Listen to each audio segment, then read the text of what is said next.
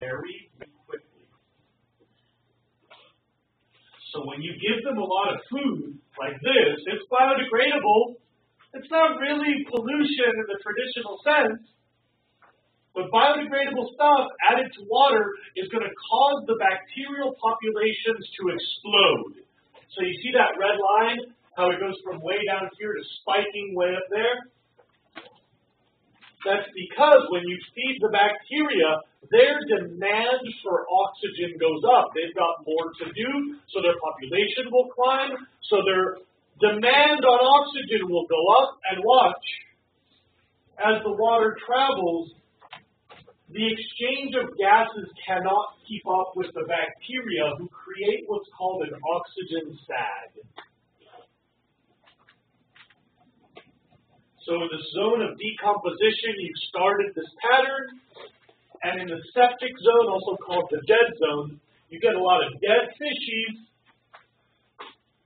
because all this biological activity has been using up all the oxygen to make what's called an oxygen sag. It's the part of the river where oxygen is too low for life.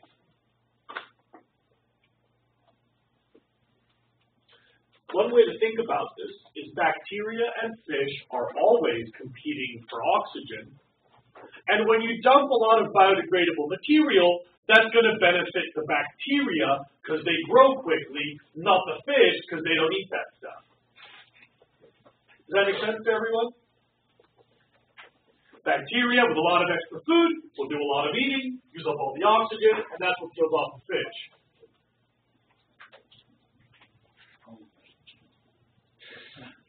Yes, off here. Yeah, thank you. Why can't they just like Okay. Pass back. Pass back. Oh, nice. Pass back.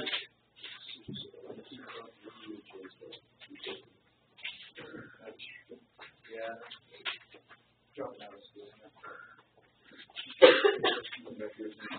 Are you playing? Yeah. All right.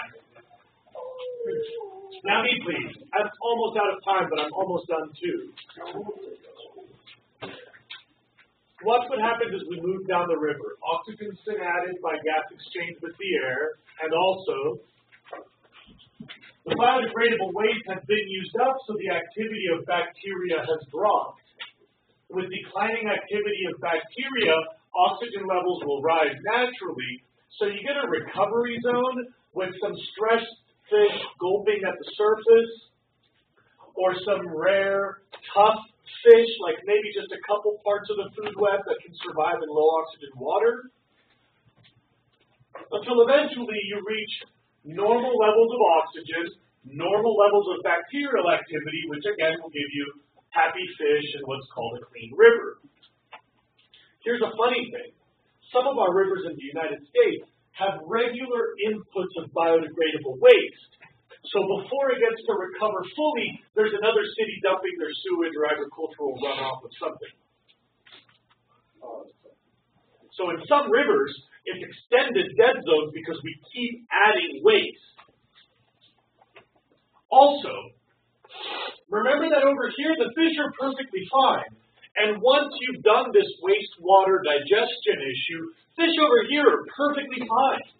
This is a different sort of pollution in that it doesn't really migrate. This is a localized problem.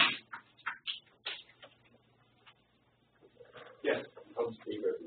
Well, it really depends on how deep the river, the conditions for oxygen exchange, so on wind and temperature, and on how much the surface of the water moves.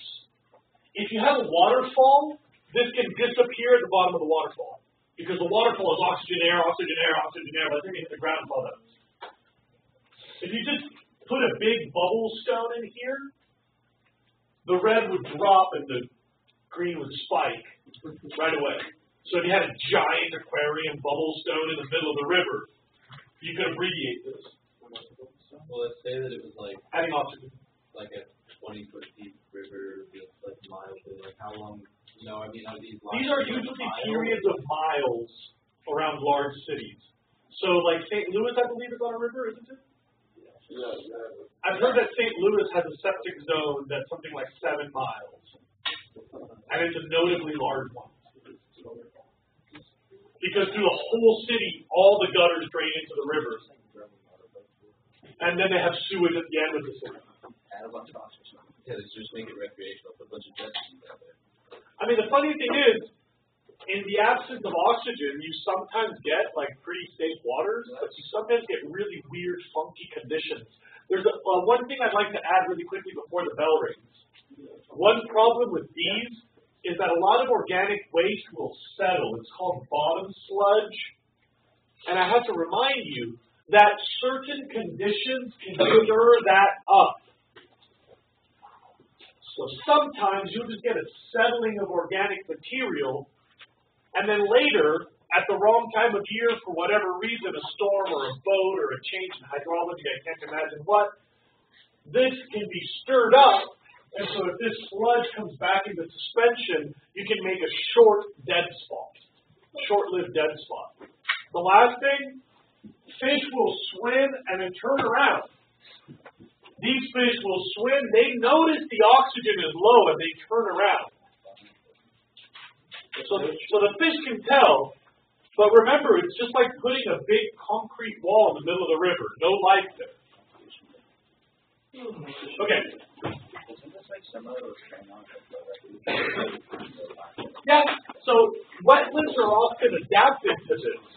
The same thing happens in wetlands, but most of that diversity is in this category.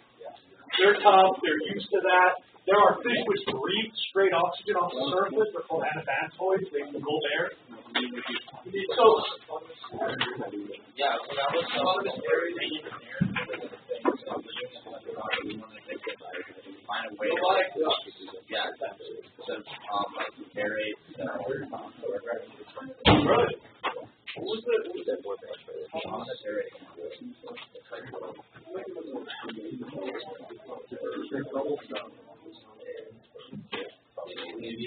Can I help anyone with anything?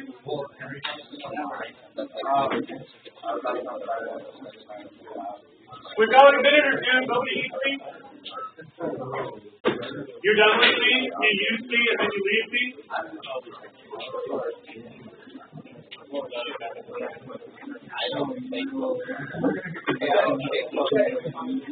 You've taken what you could and then you discard me? Like a Kleenex?